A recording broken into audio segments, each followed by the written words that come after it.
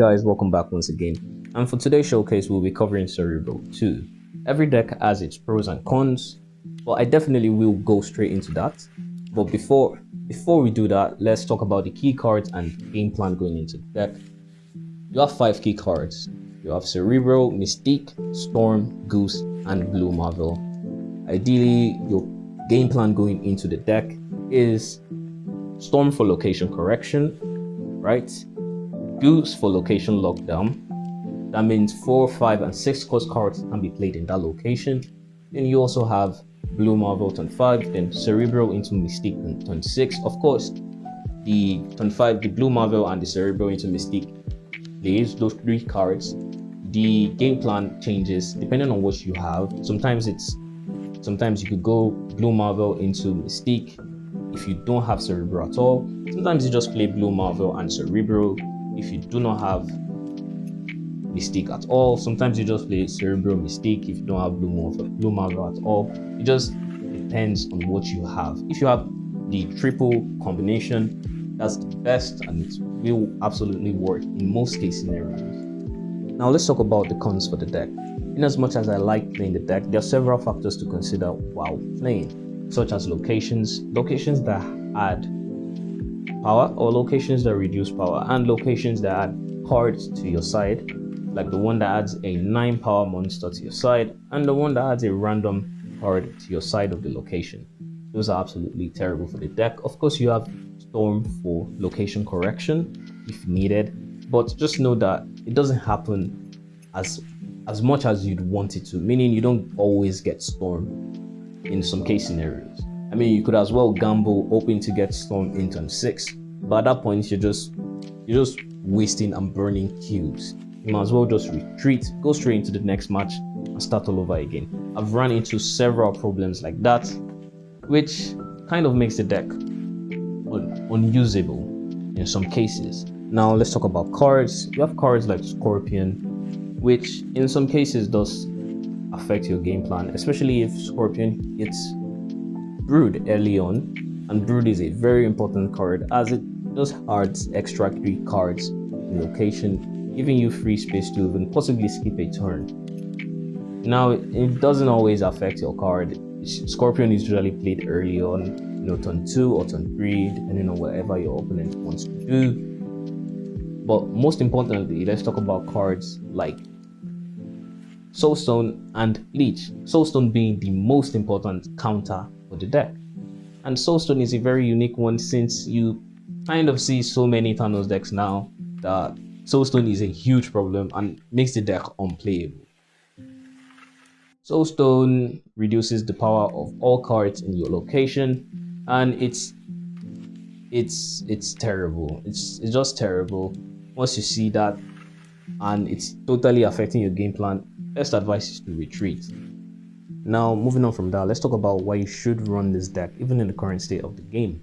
I've made my concerns about Thanos deck, and I will talk about Shuri decks in a bit, but against other decks like Deathwave, Sandman, and a few other meta decks, this deck does fine against such. It just depends on what you have in your hand, how the entire game goes about. You won't always win every single match because of said problems with the deck. Now, let's talk about Deathwave for a bit before I move on to Shuri decks. Deathwave also has the cost reduction gimmick with Aero at turn 5, which in turn 6 reduces Death's cost by 2, 1, 2, 3, depending on the number of cards that's been destroyed. And you also have to consider the Death plus She Hulk plus Aero, meaning Death and She Hulk can enter Goose's location. So you have to keep that in mind as well. Then of course it does affect your game plan, assuming you were planning on going Cerebro into Mystique at turn 6, a wave at turn 5 disables that. Of course, going against a Death wave deck, or in any destroy deck basically, you should always keep it at the back of your mind that there's most likely going to be a wave at turn 5, assuming wave was not even played in turn 3 or turn 4, there is going to be a wave at turn 5. So with that in mind, I always do the Cerebro into Mystique play earlier whenever I'm facing a destroy deck, because you're just risking and gambling your cubes once again. Now let's talk about Shuri decks. Shuri decks can be easily countered and also terrible against the deck. Terrible in the sense of one card being Red Skull. Red Skull also, like Soulstone, disables your entire Cerebro play, makes Cerebro unplayable. Now keeping that aside, I have won a good number of wins against Shuri decks, with a few being showcased in the video and a few if you check out the community post, because I don't record every single game I play, so I just post ones that I find to be cool, high cube wins in there, so you can check that out as well. Now let's go straight into the showcase. Thank you.